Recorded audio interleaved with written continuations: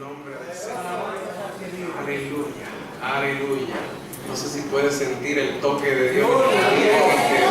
Si puedes sentir la presencia de Dios en este día de manera poderosa.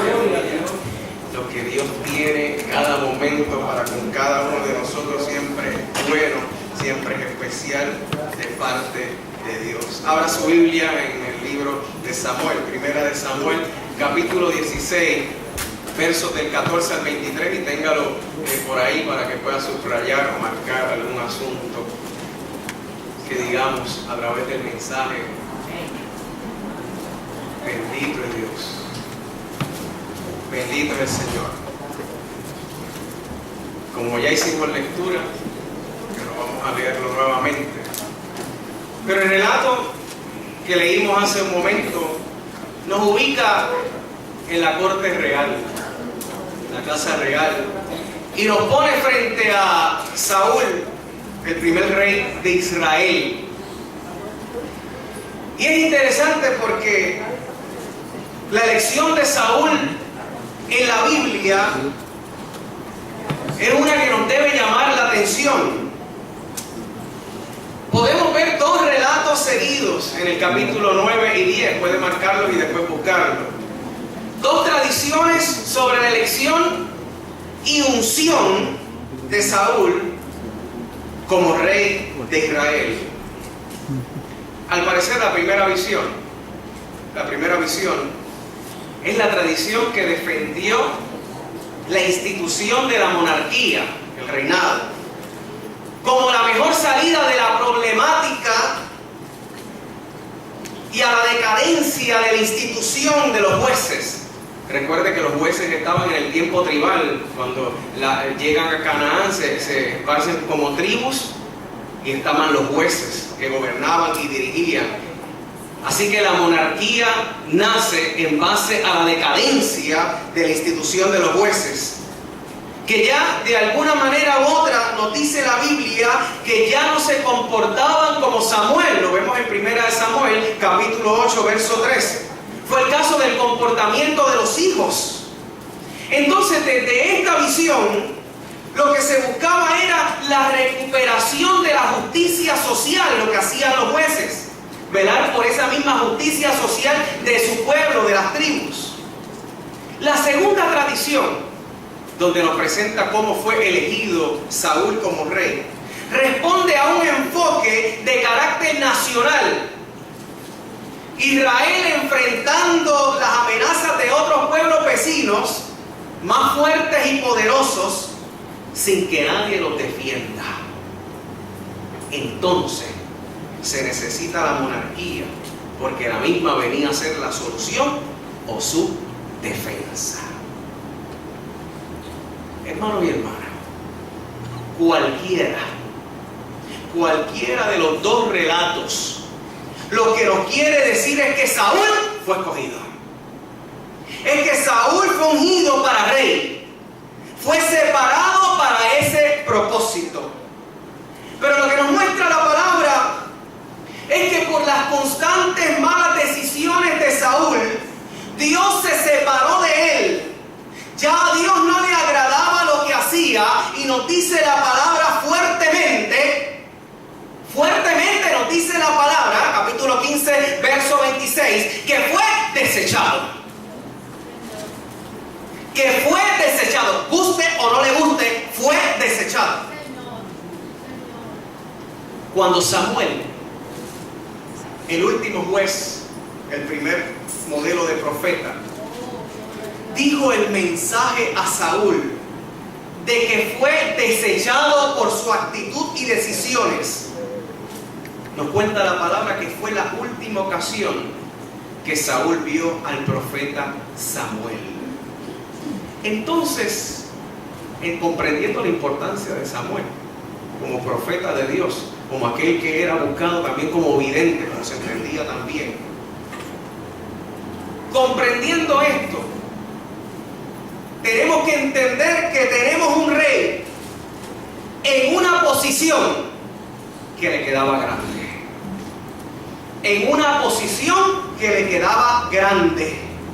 Tenemos un rey dirigiendo un pueblo, pero fuera de la dirección de Dios. Tenemos un rey ambivalente. Ya no tenía al hombre de Dios, a Samuel, ya no tenía al hombre de Dios a su lado.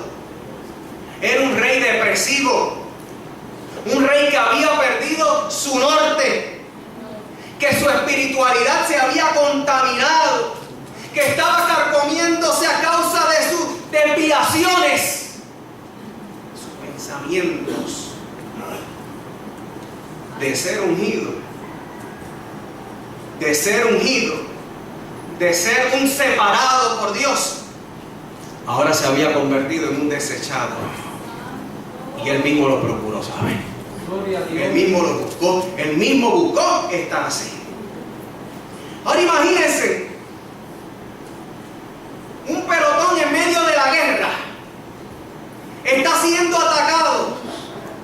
Están siendo atacados, un momento difícil, disparos por todos lados, casi no quedan municiones, el rescate no llega. Es el momento de tomar decisiones con el pelotón, ¿qué se va a hacer? Sin embargo, el sargento de primera clase, el que toma las decisiones, está llorando y gritando de miedo, encorvado en una esquina.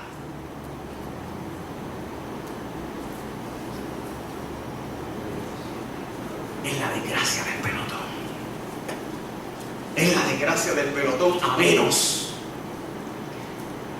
que se levante otro líder, el sargento de segunda clase, y tome decisiones. En el relato, cuando los criados del rey de Saúl, el rey Saúl, lo observaban, pudieron identificar que era atormentado por un espíritu malo, según el texto, proveniente ¿de quién? De Jehová. Ahora bien, hay que recordar y hay que ver ese texto en su contexto. Hay que recordar que en múltiples ocasiones en el Antiguo Testamento, y he mencionado esto en otras ocasiones, vemos esta visión que el bien y el mal provienen ¿de quién? De Dios. Era una forma del pueblo hebreo explicar lo inexplicable.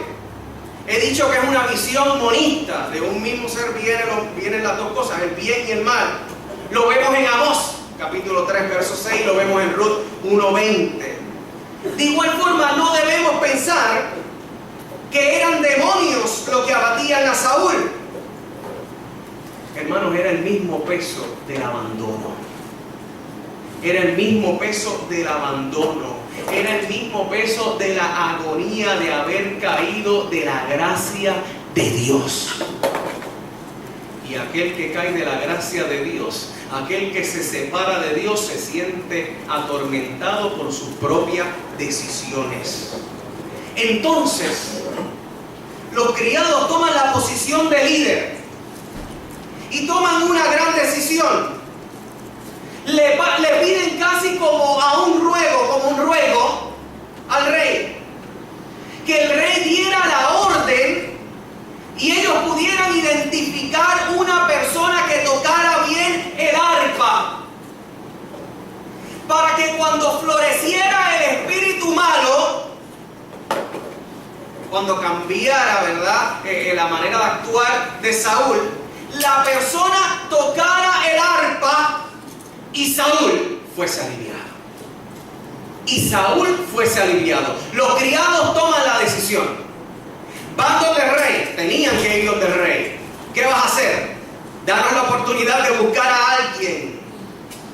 Nos dice la palabra que Saúl accedió a la petición y pidió que lo trajesen.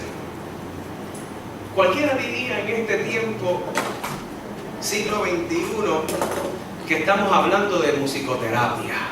Si uno ve el texto y uno busca, uno dice, el primer caso dentro del pueblo hebreo, porque anterior a eso hubo también, estamos hablando de musicoterapia.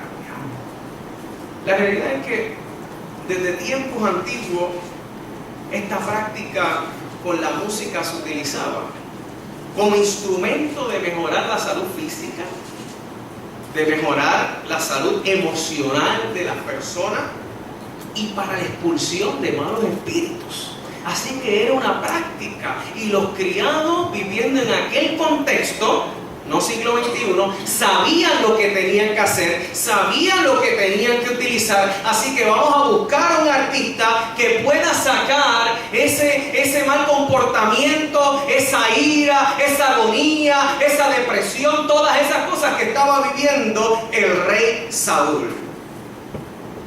Sin embargo, el mismo pasaje nos habla de qué realmente se trataba esto. De qué realmente se trataba esto. Y nos dice que uno de los criados le dijo al rey y a todos los que estaban allí: miren, yo he visto a uno de los hijos de Isaí, de Belén. Yo me he fijado en él. Y este muchacho, mira, ¿sabe qué? Sabe tocar bien el arpa. Pero además de eso es valiente. Además de eso es vigoroso. Es un hombre de guerra. Pero es prudente en sus palabras. No se dispara cualquier maroma, ¿sabe? Es prudente en sus palabras. Y es hermoso, de buen parecer. Entonces cierra con la descripción más importante de David, la cual nos hace comprender, hermanos y hermanas, por qué el espíritu se iba de Saúl cuando David tocaba el arpa. Jehová está con él. Jehová está con él. Todas las descripciones son válidas, las anteriores, pero esa era la que era capaz de que el espíritu malo, el que la valía, la depresión, la situación difícil, saliera de este hombre y lo dejara libre. Era que Jehová está con él. En base a ese resumen, Saúl mandó a buscar a David. Lo mandó a buscar. Quería conocerlo y ver cómo este joven podía ayudarle. Pero hay algo más. Hay algo más. Hay algo más que el rey no sabía. Este rey desconocía.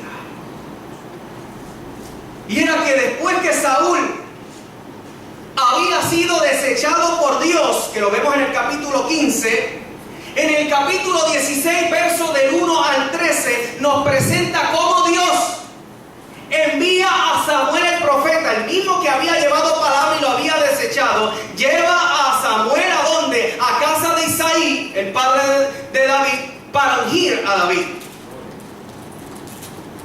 Saúl desconocía esto. Saúl desconocía que quien iban a buscar, que quien él estaba mandando a buscar, era ungido por Dios. Aleluya. Entonces, hermanos y hermanas, estamos frente a dos hombres que habían sido ungidos por Dios a través del mismo profeta. Uno de ellos se encontraba fuera del corazón de Dios, Saúl, fuera, y el otro todo lo contrario. El Espíritu de Jehová estaba con él. Capítulo 16, verso 13. El Espíritu de Jehová, aleluya, estaba con él. Saúl, que pudo ver esto en David, él lo pudo ver, le agradó de él, le agradó mucho, y le pidió a Isaí que su hijo permaneciese con él. Y nos dice la palabra que Saúl el rey amó mucho a este joven, lo quiso mucho, y lo convirtió en paje de armas. Así era la confianza.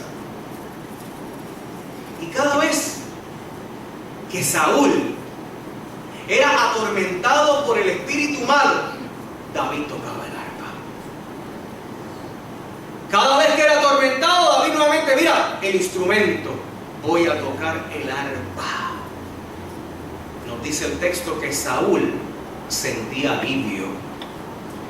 Que Saúl sentía alivio y el espíritu que lo atormentaba se alejaba de él.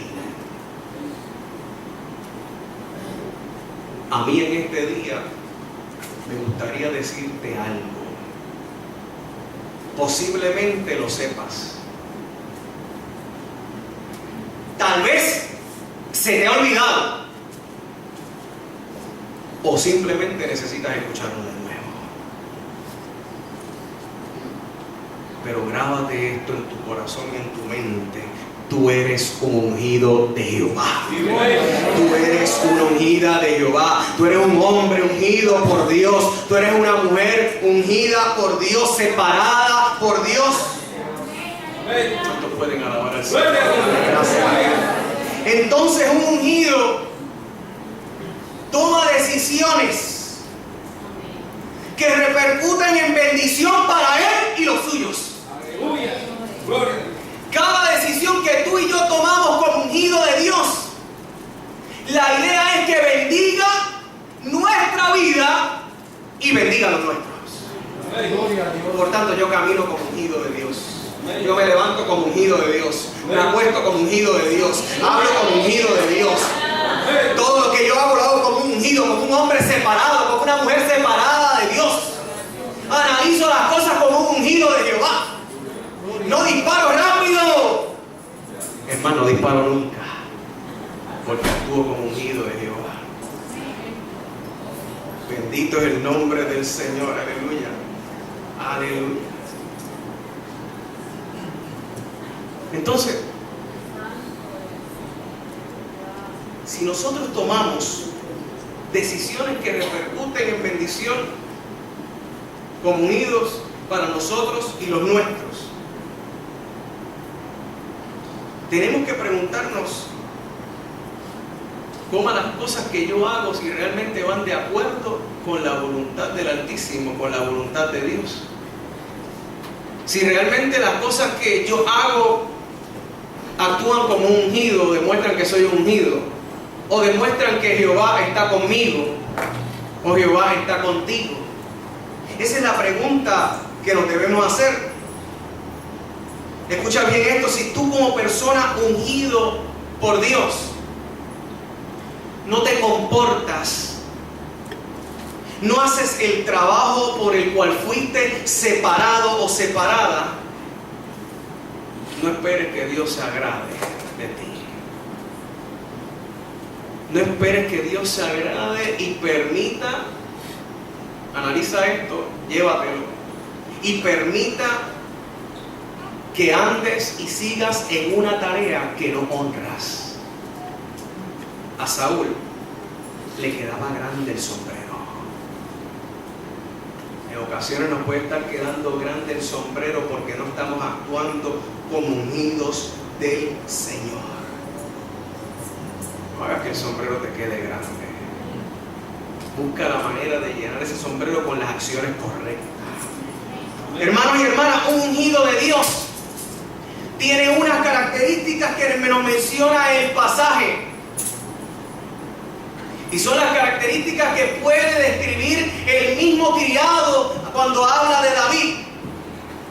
Y la primera que debemos mencionar es que sabe utilizar el instrumento que Dios ha puesto en sus manos. Que Dios ha puesto en tus manos. Que Dios ha puesto en tus manos. David dice al criado: mira, este hijo de Isaí toca el arpa de una manera increíble. Ahí va el hipérbole mía, la exageración. Pero toca tremendo. Lo está vendiendo muy bien. Algo que impresionó a Saúl y dijo: echa para acá ese joven. Porque si toca también el arpa, pues échalo para acá. ¿Qué arpa? ¿Qué instrumento Dios ha puesto en tus manos? Y tal vez usted diga: mira, yo no sé tocar ni el tuki-tuki de Kentucky Fried Chicken. Ahora le cambiaron el nombre, pero aquellos que vienen de mi generación, Kentucky Fried Chicken, yo no sé ni tocarlo. Yo cuando cojo las maracas así, yo lo hacía en un revolú, no sé.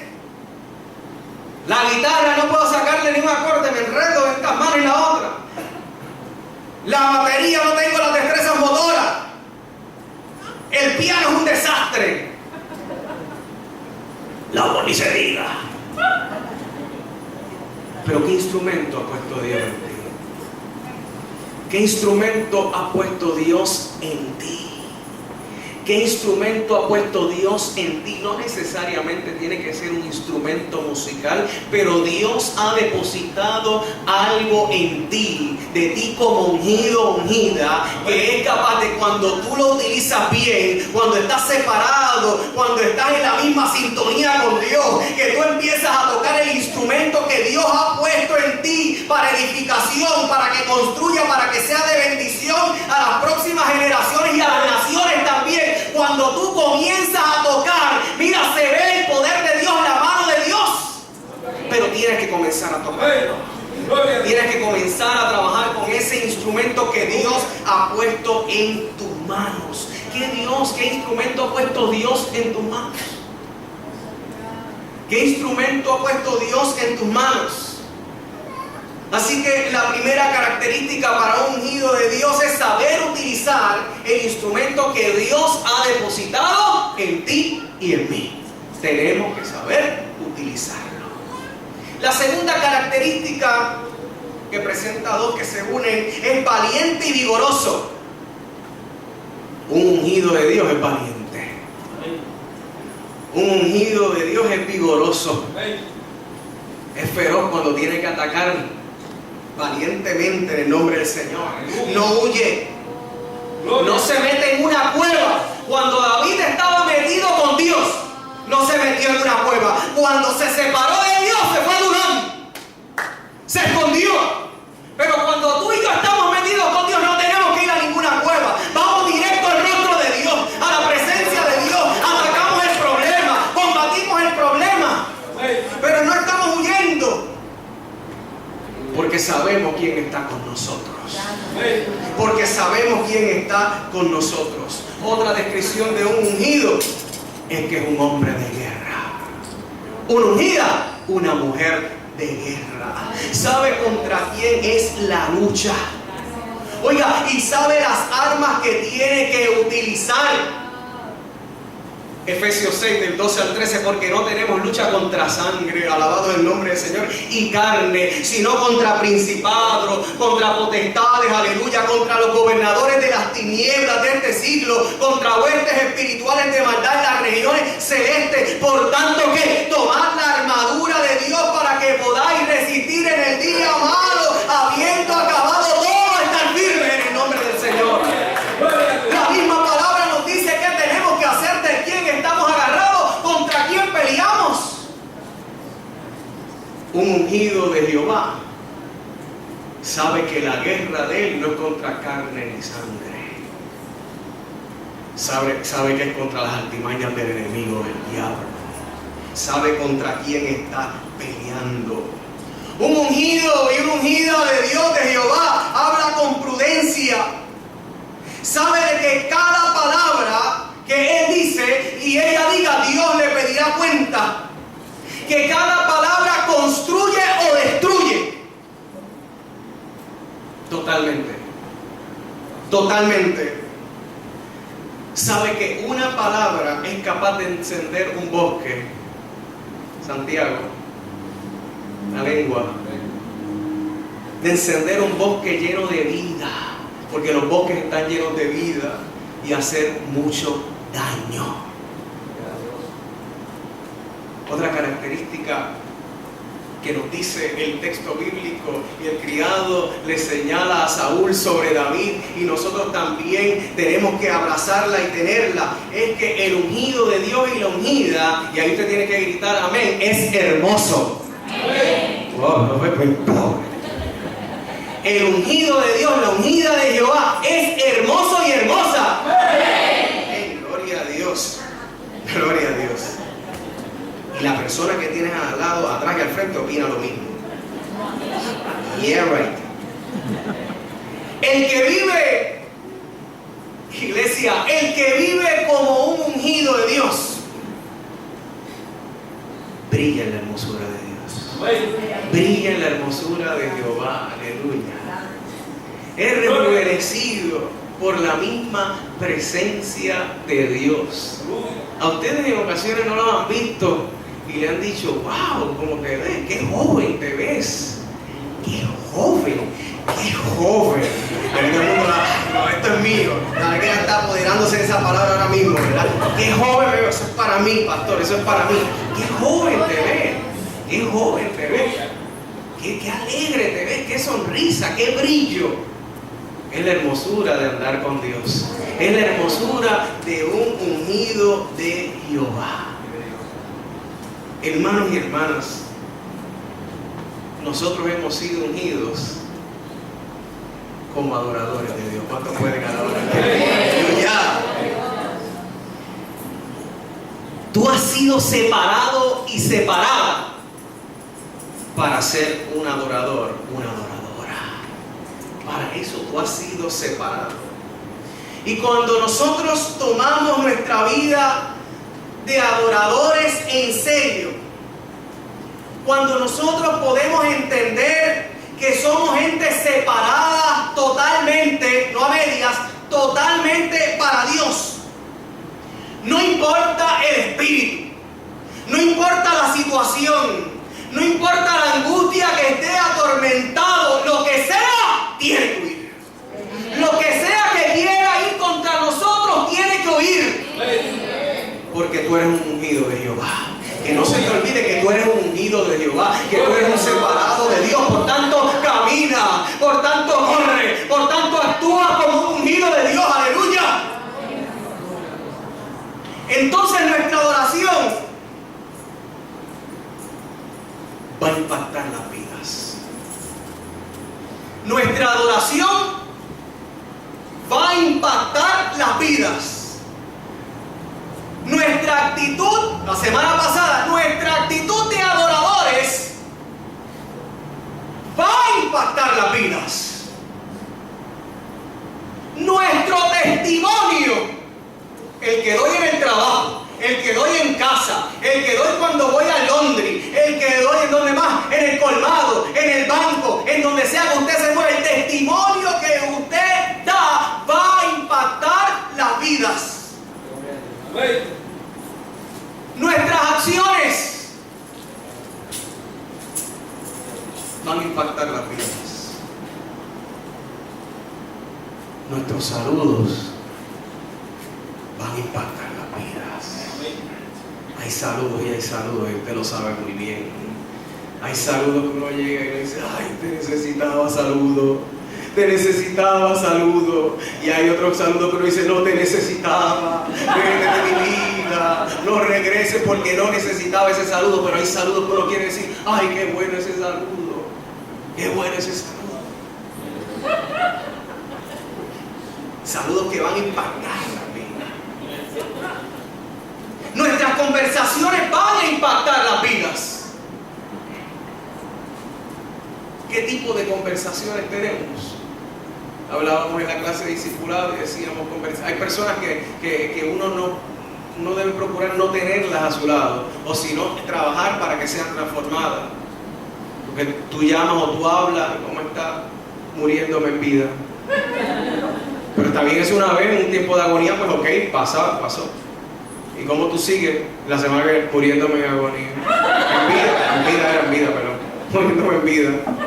Y después la tercera y la cuarta y sigue con lo mismo. ¿Cómo está? Pues yo, como oveja al matadero, ¿verdad? Y sigue, estoy pues, o si no, estoy más feo que nunca, estoy más fea que nunca, estoy más gordo que nunca, más gorda que nunca, no tengo ánimo, la ropa no me queda, la ropa no me sirve, la ropa de esto, Dios mío, estoy grave, estoy triste. ¿Sabes? Todo el tiempo. Hay momentos en la vida que puedes pasar por el tiempo de tribulación, pero Dios te va a sacar de esa tribulación.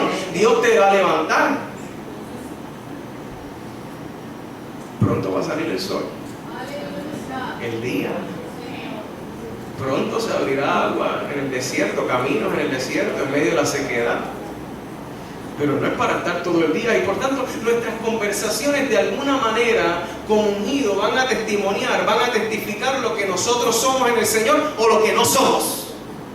Y si tú te declaras, y si tú dices, ¿verdad?, que el Señor te ha separado, que tú eres un ungido y tus conversaciones están enfocadas en todo momento a lo negativo, pues yo tengo que poner, ¿verdad?, un signo de interrogación y decir, espérate, algo no anda bien aquí. Algo no anda bien aquí. Y tampoco vaya a la tangente que usted va a decir, y si está pasando por un momento difícil, que lo van a llamar, ¿y cómo tú estás? Pasando por la crisis en victoria. ¿Y cómo sigue? En victoria. ¿Y cómo está tu nevera? Llena hasta el tope y está vacía. Porque se convierte en mentiroso y los mentirosos no entran al reino de los cielos. Por tanto, usted tiene que ser sincero. Pero en todo momento, mire pastor, me encuentro así de salud. Pero vamos para encima, para el frente, en el nombre del Señor. Ahora mismo no tengo nada que comer. Pero Dios va a mover a alguien. Lógico, si me lo digo a mí, Dios tiene que mover a alguien.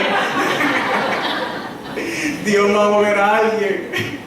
Pero una persona de fe. Tal vez Dios está pensando que me lo está diciendo a mí, pero es una persona de fe. Tengo dolor en la rodilla, pero Dios me va a sanar. Tengo una situación con mi hija mayor, pero Dios lo va a resolver. Tengo una situación con mi esposa que no le gusta el color de pelo que escogí, pero Dios le va a poner que a ella le guste, ¿verdad? Y todo ese asunto. Así que como ungidos, nuestras conversaciones, hermanos y hermanas, van a impactar las vidas. Nuestro desempeño, que es parte testimonial, va a impactar las vidas también. Si yo en mi trabajo soy mediocre, yo no estoy dando buen testimonio. Si yo en mi trabajo estoy metido en Facebook cuando tengo que estar trabajando, yo no estoy dando testimonio. Si yo en mi trabajo estoy haciendo otras cosas que no tengo que hacer para lo que fui contratado, es el desempeño, pues no estoy actuando como un ungido. Ahora bien, si usted ha sido separado por Dios para una función y usted no está haciendo lo que tiene que hacer, estamos siendo mediocres con Dios. Mediocres con Dios. Por tanto, ¿qué Dios ha puesto en sus manos? ¿Qué Dios lo ha llamado a hacer? Y en la medida que yo sé lo que Dios sabe y lo que Dios quiere de mí, yo debo actuar conforme a su voluntad. Y debo hacer las cosas conforme a su voluntad. ¿Cuántos pueden alabar al Señor? Cuando tú como ungido y ungida de Dios comienzas a tocar el arpa, comienzas a tocar el instrumento que Dios te ha dado, vas a comenzar, iglesia, vas a comenzar a experimentar lo que Dios es capaz de hacer a través de ti. Pero tienes que empezar a tocar el arpa. Pero tienes que comenzar a utilizar el instrumento. Para este tiempo que vivimos hoy, en medio de las penurias de la gente, en medio de las depresiones, en medio de los miedos, es necesario, aleluya, que los ungidos y las ungidas comiencen a ofrecer una melodía que libere al cautivo. Una melodía que libere al cautivo. Es tiempo, hermanos y hermanas, de dar la mejor melodía que nosotros tenemos, el mejor acorde. Es tiempo de que como ungidos impactemos ofreciendo a Jesucristo la mejor melodía, el mejor acorde. Iglesia, Jesucristo, el cual es capaz de no solamente aliviar como hace algún analgésico, es capaz de transformar. Es capaz de transformar. Es capaz de rescatar, de traer a aquel que se había ido. Termino con este testimonio de la iglesia. Cuando vinieron nuestros hermanos norteamericanos de la iglesia Discípulos de Cristo en Indianápolis a esta iglesia. Parece que en 2 ocasiones han venido unos gringos del norte. En un momento, hermanos y hermanas, de alabanza, como adoramos desde nuestra cultura. En un momento de cánticos, de adoración a Dios. Yo estaba sentado ahí, observando, ahí cantando, viéndolos a ustedes, gozándome. Pero de momento veo el rostro de una de las señoras que vino de Indianápolis. Y esa hermana comenzó a llorar. Comenzó a llorar, no sé cuántos pudieron ver esa imagen, pero ella comenzó a llorar y sus lágrimas descendían por su rostro, estaba llorando y comenzó a alabar a Dios, entregarse en la alabanza, comenzó a llorar y alabar a Dios, y yo sentía el poder de Dios y decía, qué tremendo es Dios. Y yo decía, wow, qué tremendo es Dios, porque esta mujer no entiende ni papa de lo que estamos cantando. No entiende nada de lo que estamos hablando. Y yo decía, lo que hace el Espíritu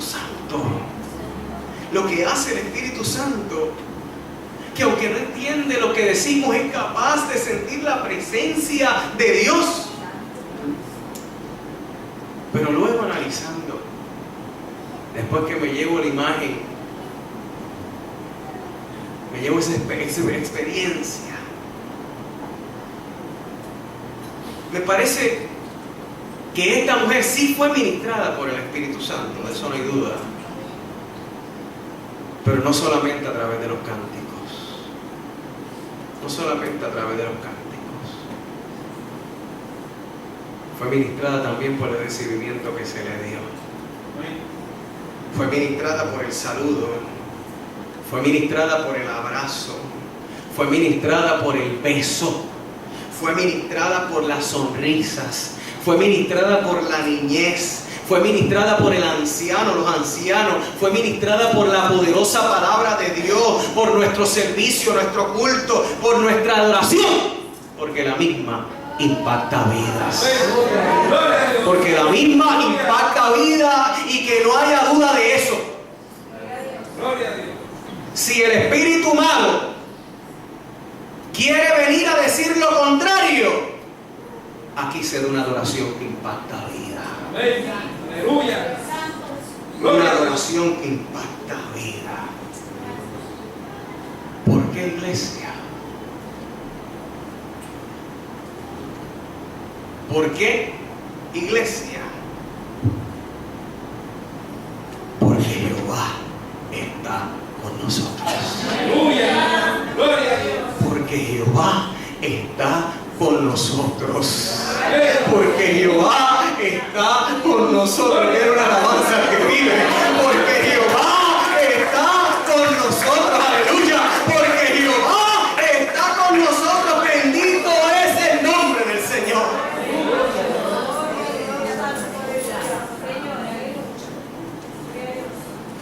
Iglesia, pastor, jamás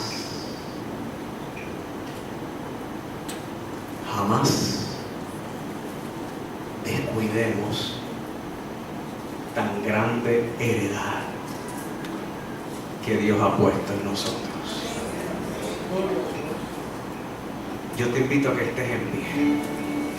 Y mientras entonamos este cántico, si tú sientes pasar al altar, mira, pasa al altar. Si tú sientes correr al altar, mira, corre al altar. Pero nosotros queremos orar por ti. Y tú querer afirmar tu vida como ungido, como separado de Dios en esta hora, pues mira, dile al Señor así: Señor, yo afirmo que yo soy un ungido en ti, por tanto quiero actuar de esa manera. El altar está abierto para ti mientras entonamos esta alabanza al Señor. Cierra tus ojos ahí donde estás y habla con Dios.